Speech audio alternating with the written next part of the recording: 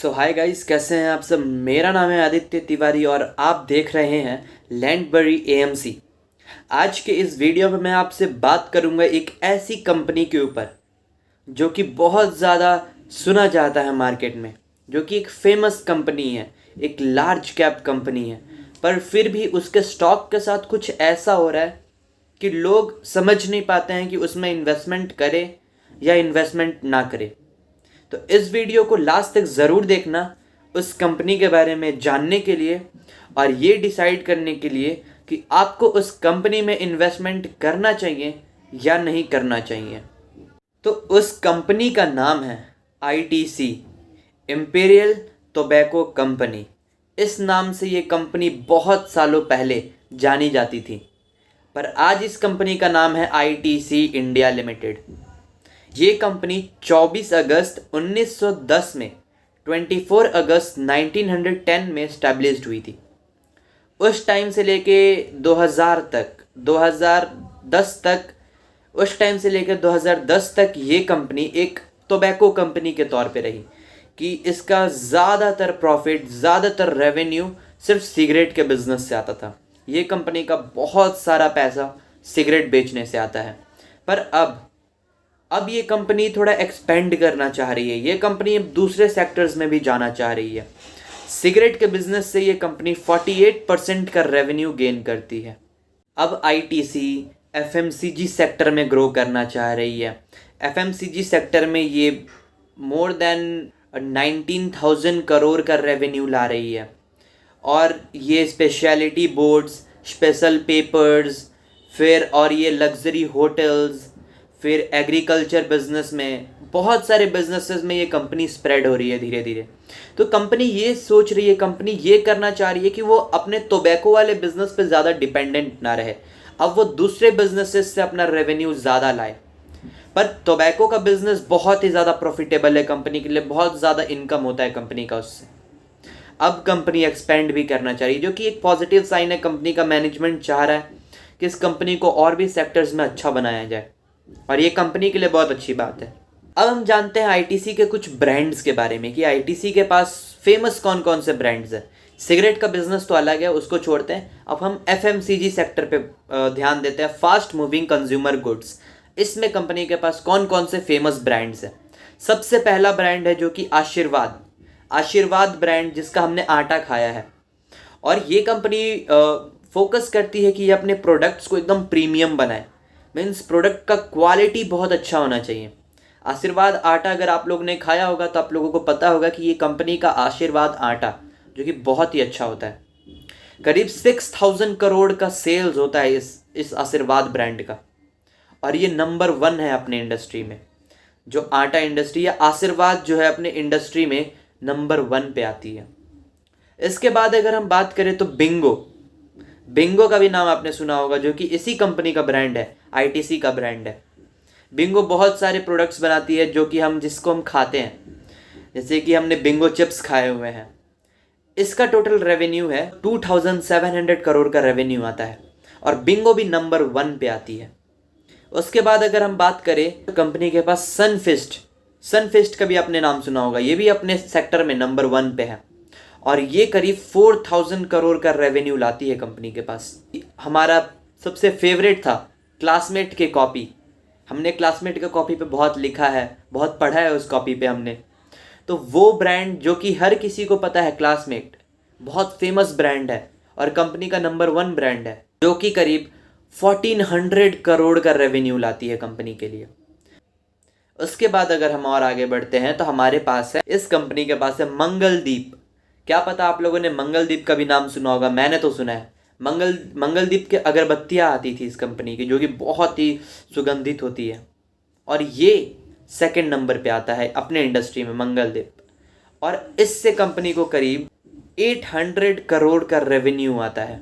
और भी ब्रांड्स है, जैसे वीवल है कंपनी के पास और भी कुछ ऐसे स्प्रेज हैं, बॉडी स्प्रे, जो कि बहुत ज़्यादा फेमस है। तो कंपनी एक अच्छे ब्रांड पोजीशन पे है।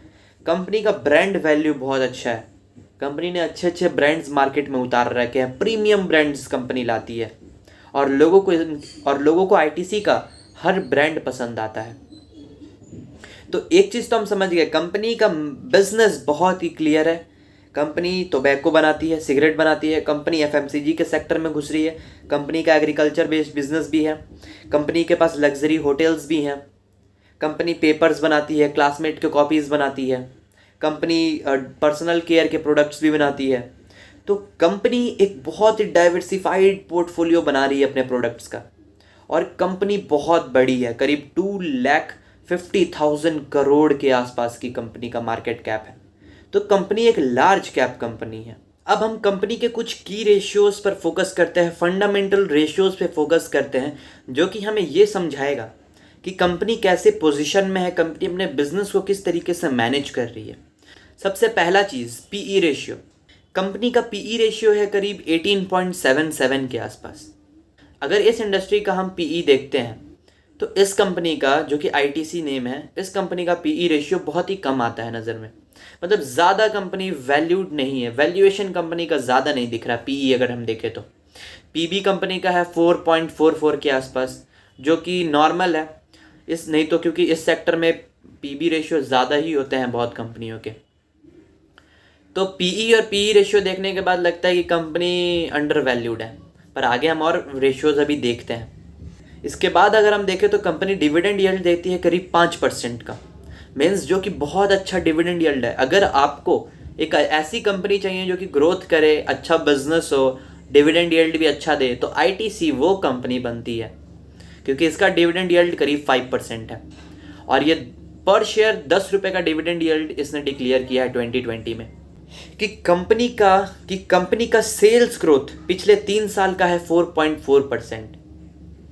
क्योंकि कंपनी बहुत बड़ी कंपनी है तो सेल्स ग्रोथ 4.4% ठीक है, ठीक मान सकते हैं, पर ये और बढ़ना चाहिए। करीब 8-9% तक अगर सेल्स ग्रोथ चाहे कंपनी का तो बहुत ही बेहतरीन होगा। 3 साल का एवरेज था ये 4.4%। कंपनी का प्रॉफिट ग्रोथ 14.06% है पिछले 3 साल का। 14.06% एवरेज 3 साल का अगर हम निकाले तो एवरेज प्रॉफिट ग्रोथ है 14.06%, जो कि अच्छा खासा है, जो कि अच्छा है। रिटर्न ऑन इक्विटी कि कंपनी अपने शेयर होल्डर्स के पैसे पे कितना पैसा बना पा रही है, तो रिटर्न ऑन इक्विटी है 24.45%, जो कि बहुत ही बेहतरीन है। इस कंपनी के लिए ये रिटर्न ऑन इक्विटी मेरे लिए बेस्ट मान सकता हूँ मैं, अच्छा एक रिटर्न ऑन इक्विटी है। अब ROCE के बारे में बात करते हैं, return on capital employed. Debt, जब हम ROCE तब देखते हैं जब कंपनी पर डेट हो, लेकिन ये कंपनी डेट फ्री है, कंपनी के ऊपर कोई डेट नहीं है, कंपनी के ऊपर कोई उधार नहीं है। तो हम ROCE को ज़्यादा वैल्यू ना दे तो भी चलेगा, पर ROCE भी देख लेते हैं। Return on capital employed 33.48%, ROCE है 33.48%, जो कि बहुत ही बेहतरीन है। और आगे बढ़ते हैं तो हम देखते हैं कि कंपनी के ऊपर कोई डेट नहीं है, ज़ीरो, उधार है ही नहीं कंपनी के ऊपर। क्विक रेशियो, जो कि एक बहुत ही अच्छा रेशियो है जिसको देखना चाहिए। क्विक रेशियो हमें ये बताता है कि शॉर्ट टर्म लायबिलिटीज़ जो है कंपनी का, जैसे कि शॉर्ट टर्म में कोई लोन पे करना है, किसी को पैसा देना है, तो वो सब कंपनी कर पाएगी कि नहीं, उसके लिए कंपनी कितनी सामर्थ्य रखती है। तो क्विक रेशियो 1 से ज़्यादा होना चाहिए। इस कंपनी का क्विक रेशियो है 3.13, जो कि 1 से बहुत ज़्यादा है और बहुत ही बेहतरीन है। कैश साइकिल मतलब कंपनी अपने सामान से कितने दिन में पैसा कमा लेती है, कितने दिन में कंपनी के पास कैश आ जाता है। कैश साइकिल इस कंपनी का है 36.88 डेज, मतलब 37 दिन में कंपनी के पास उसके सामान के, बिके हुए सामान के पैसे आ जाते हैं, जो कि अच्छा है। तो ये सारे फंडामेंटल रेशियोज देखने के बाद हमें क्या पता चलता है कि कंपनी बहुत ही अच्छी है, इसका बिजनेस बहुत अच्छे तरीके से चल रहा है। बस एक चीज़ का जो दिक्कत है वो है रेवेन्यू, सेल्स ग्रोथ। कंपनी का सेल्स ग्रोथ अभी और बढ़ना चाहिए, करीब 9% के आसपास कंपनी का सेल्स ग्रोथ जाए तो जो कि बहुत बेहतरीन होगा। रेवेन्यू ग्रोथ भी कंपनी का बढ़ना चाहिए, पर ओवरऑल कंपनी का फंडामेंटल मुझे बहुत अच्छा लग रहा है। कंपनी एक अच्छे पोजीशन में भी है, कंपनी का बिजनेस भी आपने जान लिया, टोबैको का, सिगरेट का बिजनेस, एफएमसीजी का बिजनेस, एग्रीकल्चर का बिजनेस, पेपर का बिजनेस, लग्जरी होटल्स का बिजनेस। तो कंपनी एक बहुत ही अच्छे तरीके से डाइवर्सिफाई अभी अपने आप को करते जा रही है। तो ये चीज़ भी ध्यान में रखना बहुत ज़रूरी है कि मैनेजमेंट अपने आप को और डाइवर्सिफाई बिजनेस को करना चाहता है।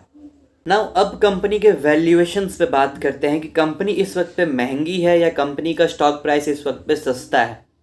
इस चीज़ को लेके बहुत लोग कंफ्यूज रहते हैं, इसी कारण से बहुत लोग गलत प्राइस पे इन्वेस्टमेंट कर बैठते हैं या इन्वेस्टमेंट नहीं करते हैं सही प्राइस होने के बावजूद। तो आज समझते हैं इसके वैल्यूएशंस को।